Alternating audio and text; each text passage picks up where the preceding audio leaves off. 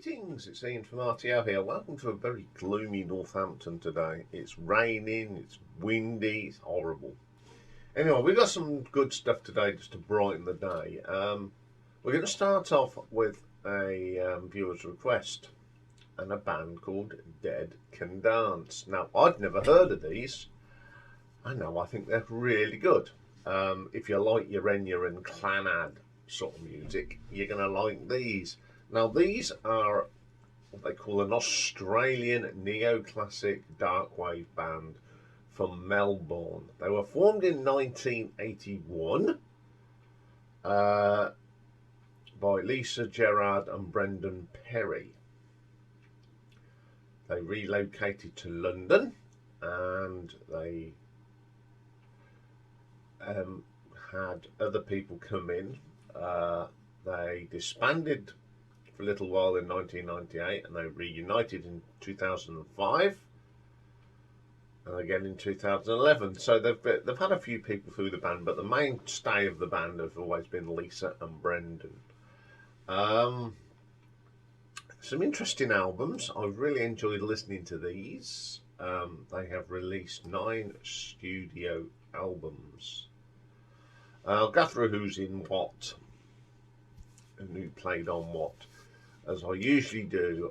So here we go. So coming in at number 9, this is from 1988 and it's the 4th album and it is called The Serpent's Egg and it's Lisa Gerard and Brendan Perry.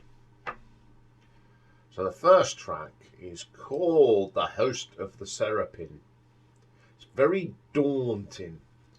They've also got they use a lot of Gregorian chants in their music, Middle Eastern sort of sounds, a bit of Gaelic folk in there as well, and African polyrhythm. So it's an interesting sort of sound, and it's got this really eerie sort of vocal from Lisa. It's quite daunting and it's quite moving. Obista Ingis is next. We've got some church bells on there that always really adds to a track. It's a little short piece, quite, again, very eerie, very eerie. Severance. We've got Brendan's on the lead vocals now, and you've got these little Gregorian chants in there. More church organ. Sounds really nice. The Writing on My Father's Hand comes next. We've got some sort of harpsichord sound on this. It's really rich, and another really wonderful vocal from Lisa Gerard. They've both got really nice voices, and this Gregorian chant sort of comes in there as well. Then we have a track called In the Kingdom of the Blind and the One-Eyed Are Kings. Not keen on this. It's a little not dour, but not very interesting, is the one way of putting it. Okay, the next track is Chant of the Paladin, very Gregorian chant. I like the voices on this, it's really good. Song of Sophia, wonderful vocals on this. Lisa's really got a lovely voice, really good track. Then we have Echo Layla. It's a short piece. Gregorian chants, a little bit of African drum in there. It's really good. Mother Tongue, my favourite track on here. I just like how it's all come together. The chants, the little bit of percussion, the wonderful sounds. It's a really nice track. And the last track on this is called Ulysses. There's too much going on here. You can't distinctive much. So yeah, it's okay, but it is very busy. Okay, just because it's at number 9 doesn't mean I dislike this album, because I don't. I think it's a really good album, but there's a few that sound the same, not much variation, and I think that's why it's at the bottom. I do like it, but there's not as much variation, so I'm going to give this one an RTO ranking of 6 out of 10. Okay, coming in at number 8, this is from 1993. And it's their 6th album, and it's called Into the Labyrinth. It's Lisa and Brendan again, and the first track is called Yulunga, which means spirit dance. It's certainly got that subcontinental feel with it. Really is a good track. Really like that track. Then we get the ubiquitous Mr. Lovergrove. I just couldn't get into this track. It's a little bit long, and it's very busy. Apparently, this was actually played in a film. A film starring Sean Penn called The Crossing Guard. The next track is The Wind That Shakes the Barley, which is the name of a film about the Easter Rising in Ireland. But this is a very Gaelic folk ballad that Lisa... It's quite a traditional Irish ballad, and Lisa and Jared wanted to record their own version of this. And it's a real intense song anyway. And I think this... it's sadness, and it's an anti-war song. It's a beautiful song. The Carnival Is Over. Now, also featured here are lyrics from Joy Division's The Eternal. They use one little line, and it's quite a good track. Great vocal, quite like that one. Adrienne, some lovely strings in this, and it's got that Eastern, sort of that Middle Eastern mystical background sound, and you've got this wonderful flute. It's quite different. It's very short, but it is really powerful. Then we have Saldek, very subcontinent again, really nice sounds like that. Then we have Towards the Within. It's a little bit repetitive, this one, but it is actually got some ambience. Then my favourite one on here is called Tell Me About the Forest You Once Called Home. I think it's got the spoken word by Brendan is really deep and meaningful. They've got this harpsichord sound. It's really good. Excellent little track. The Spider's Stratagem is the next. Lovely vocal from Lisa. Again, got some lovely tones on the keyboards. It makes it really ambient. It feels quite a moving sort of sound as well. Then we have Emilia, a lovely duo between Brendan and Lisa. Fantastic little track. How Fortunate the Man with None. Good track to end the album. It's got some really good vocals. Just again, another really good track. A bit of a mixed bag on here. There's one or two tracks on here that I just couldn't get into as much as I wanted to, but I still like the album, so I'm going to give this an RTO ranking of 6.5. Okay, coming in at number 7, we've got the debut album from 1984, and it's just called Dead Can Dance. This has got the people playing on here: Elisa Gerrard, Brendan Perry, Paul Erickson, James Pinker, Scott Roger, and Peter Ulrich. Now, at this stage, they were more gothy sounding and new wavy. So the first track's called Fatal Impact. It's one of those tracks that you're going to half expect Susie Sue to start singing. It's got that sort of sound in the Creatures. It's a mixture of the thing. It's a really good track. I really enjoyed that one. The Trial comes up. Again, it's got that real goth rock sound to it, but with a little bit of ambience.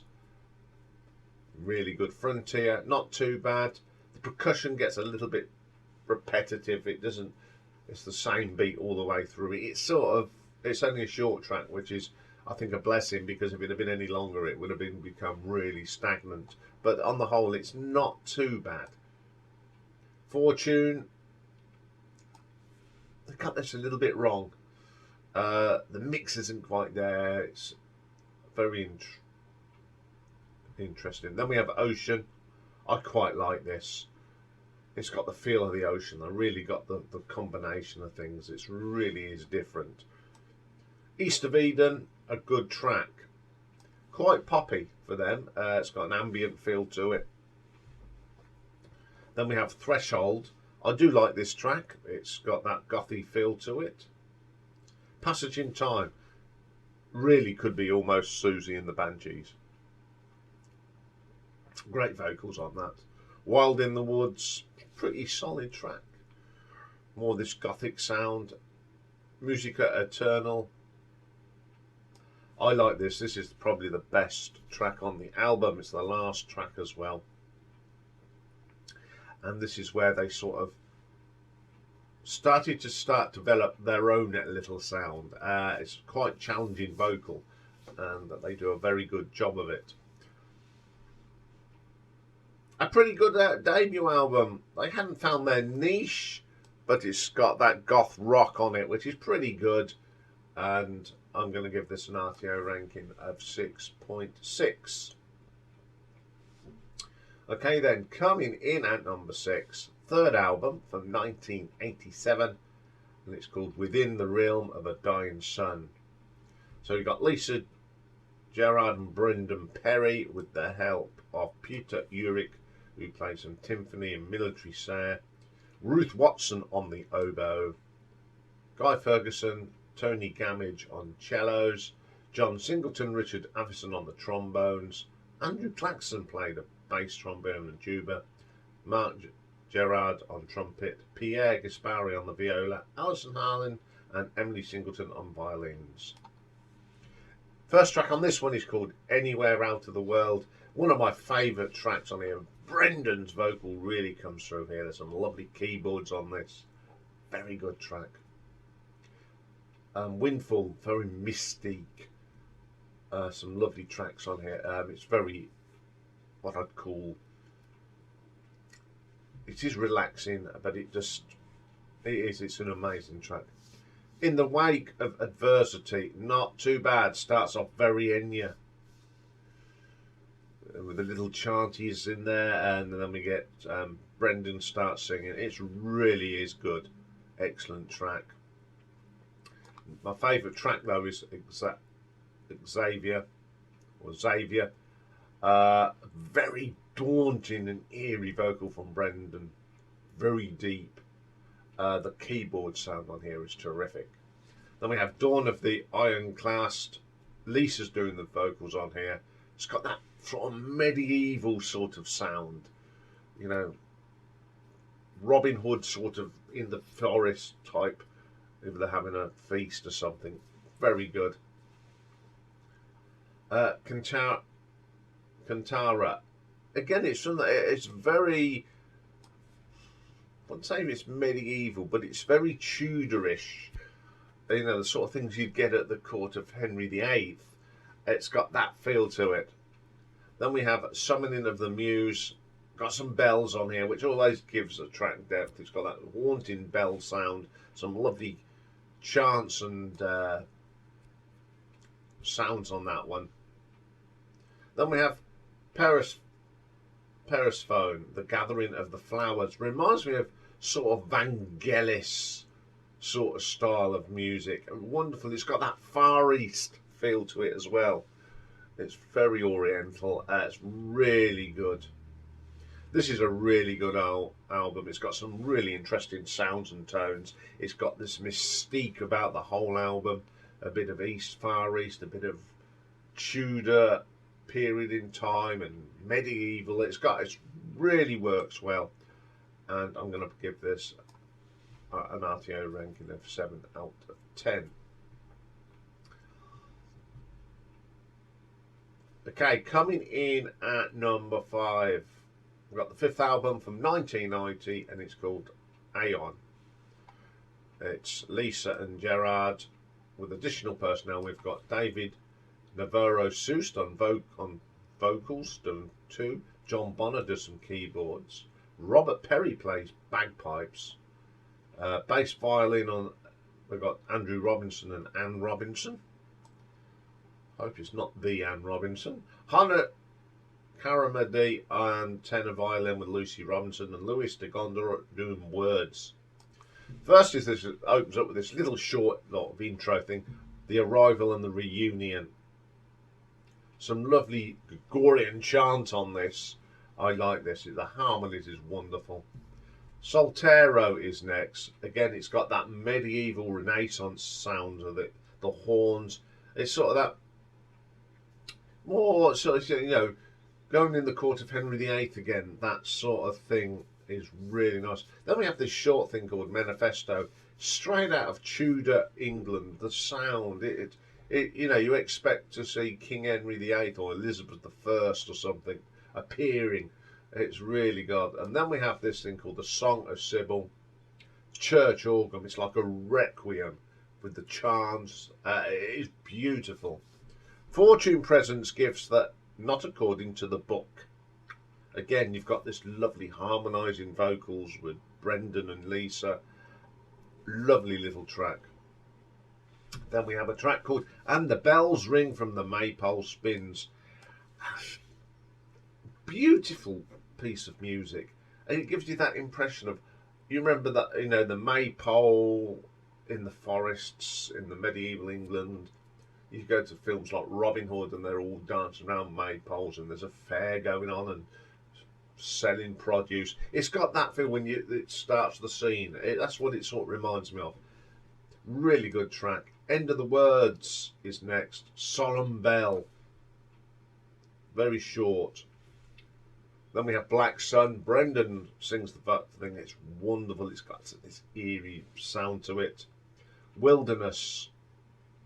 Again, the Gregorian sort of chant on it. The voices. It's just very mystic. Very, very short.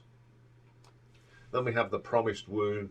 The sound of the birds. It just imagines you in the middle of a field and a market sort of scene again. Some lovely sounds on this and tones. The Garden of Sapphires. Now this reminds me so much of Morocco. It's very short. You go around some of the markets, especially in Marrakesh, you get some music, and this is what it reminds me of, going around the souks in Marrakesh. There's always someone playing some sort of instrument. Really is good. And then we have my favourite track on here. It's just called Run Hark, and it's just because it's a church organ and the voices are just wonderful. Once again, this album's got so many different sort of cultures on it. Medieval music, church music, African music. It's all here. It's a great album, and I'm going to give it an RTO ranking of 7.3. Okay, then coming in at number 9, we have the 9th and most current album released in 2018, and it's called Dionysus. I think that's how you pronounce it. Brendan and Lisa. First track is Act 1, Seaborn. Stunning track. The percussion's good. It's got an eastern feel to it. It feels like you are at sea. They've really captured them on that. Brilliant. Then we have Liberator of Minds. I just love the sounds. The vocals are wonderful. Just comes together to make this wonderful little track. The Dance of the Bacchanals. My favourite track. Very tribal. The drums that really make it something very tribal. Wonderful piece of music. Then we have The Mountain. Ambient, moving piece. Very eerie. Lovely tones again on these keyboards. They really come up with some great sounds. Then we have the Invocation. Powerful thing. The strings and the vocals are really good. The Forest. It just sounds like you're walking through a forest. And really gives you that feel of walking through an enchanted forest. Makes it really interesting. Then we have a track called Psycho Pomp. Probably the weak link on here. It's definitely got that last track on the album syndrome. But it's a really good album. I love how they've evolved. Wonderful innovation this music is. So I'm going to give this one an RTO ranking of 7.5. Okay, then coming in number 3, we've got the second album that was released in 1985, and it's called Spleen and Ideal. We've got Lisa and Brendan. Joining them on this is Gus Ferguson and Martin McCarrick on cellos, James Pinkner and Tony Ayres on the timpani, trombones Richard Avison and Simon Hogg, and Caroline Constantine on violin, and soprano vocals on the first track at Andrew Hutton. The first track is called De Fondis, Outer Depths of Sorrow. It is my favourite. You've got Andrew Hutton's soprano on this. Is wonderful. Absolutely. It's got such a voice on it. It's wonderful. I love that. Ascension. I love the trumpets and the trombones on this. It's very regal. You can imagine some king or queen of some of the European kings and queens at the time walking down a church or into a court. Lovely sort of stuff. Circumdant Dawn, daunting vocals, but it's the violin that gives it that eerie sort of mystique feel to it. The Cardinal Sin, straight out of a spy movie, 60s spy music. Some rich guitar on this. You don't get much rich guitar, but it's really good. Then we have Menorism, a very traditional mystique Eastern with a modern drum beat. Sort of this Arabia sort of sound with a modern drum beat. Excellent track. Enigma of the Absolute, very mooning. Brendan's vocal on this is all awesome, and the orchestral bit in it is really good as well. Advent, saw a bit of that gothic sound from their debut albums in here. They just took it to the next level. I do like this. It gives it more atmosphere on that one. Then we got Avatar, the combination of eeriness, mystique sounds, modern dance. The great bass line on this, really good. Indoctrination, a design for living, is next. One of these crossover tracks from the gothic-y sound of the debut into what they became. Really works well. You know how it sort of bounces back between a gothic sound to a more ambient sound. Really good track. That was the last track. Certainly a crossover album for the band. Very, very good album, and I'm going to give this an RTO ranking of 7.6.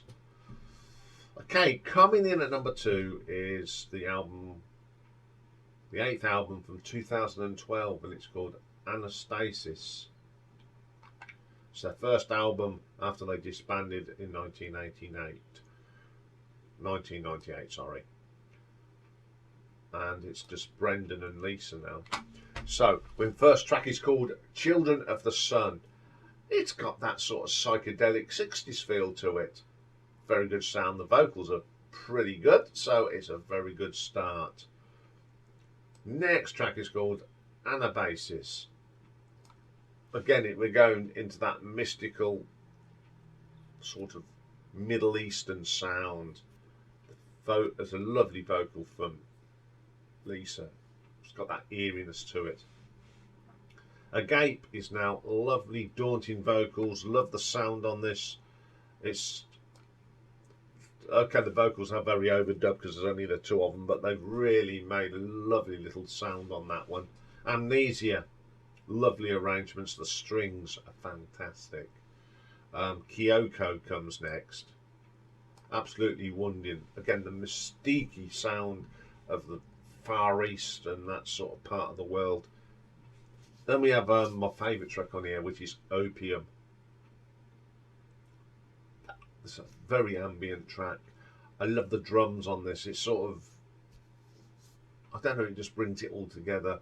It's a wonderful drum beat and the sounds are just wonderful. Then we have the Return of the She King. It's a very dreamy sort of sleepy track. Oh, it's wonderful how the sounds, when you put this on your headphones, it sort of moves around your head. It's wonderful. And the last track on here is called All in Good Time. If it weren't for the strings, it'd be pretty average, but once you get the strings coming, it gives it that extra depth. You've got this wonderful vocal from both of them. Just a wonderful, wonderful track. I think this is a superb album. You know, the first album since the 90s, and they come back with an absolute banger. And I'm going to give this one an RTO ranking of 7.8. Okay, my favourite album, and it was the one before they sort of split up, and it's the seventh album from 1996, and it's called Spiritchaser. So joining Lisa and Brendan on here is Robert Perry and Lawrence Hogan, and Peter Ulrich do percussions. Ronan Snowgat on percussion, Renaud Pion on the Turkish clarinet, which is an interesting musical instrument, and Klaus Vormer does bits and bobs as well. So the first track on here is called Nayarika.